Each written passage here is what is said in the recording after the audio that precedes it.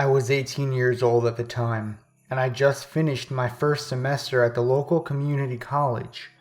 I had recently been laid off at my job, so I was pretty much stuck at home with my family during the holidays.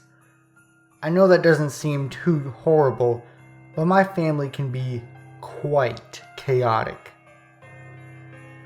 I have always been reclusive and enjoyed spending time alone.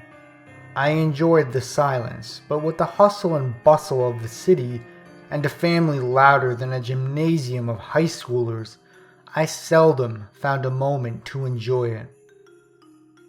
I knew of a somewhat abandoned road a few miles from my house and would often drive there to find solitude in the silence.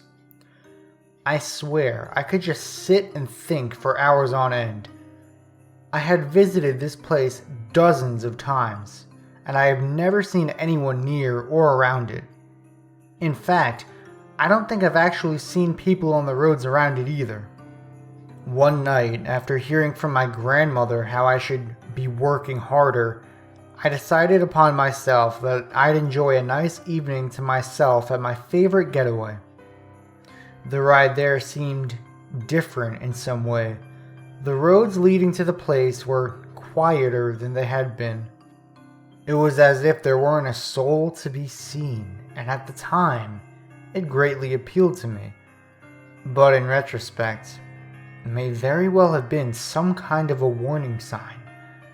When I finally arrived at my destination, I got out of my car and walked up to the porch. I took a seat on the second step and let my mind wander about. I went to all the great places I always wanted to visit: Rome, Paris, Tokyo. I promised myself that I would do everything I could to visit as many places as possible.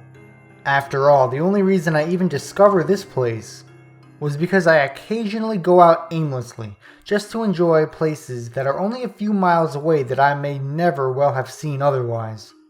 It breaks my heart thinking of how many amazing places there are nearby that I will never have heard of. It couldn't have been more than 30 minutes before I heard something absolutely unsettling.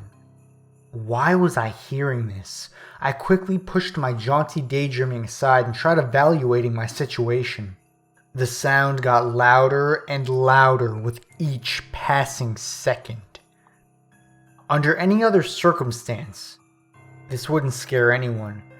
But when you're hanging out near an old abandoned house, completely alone, covered by the darkness of the night, hearing 3 young children Christmas caroling can really spook you.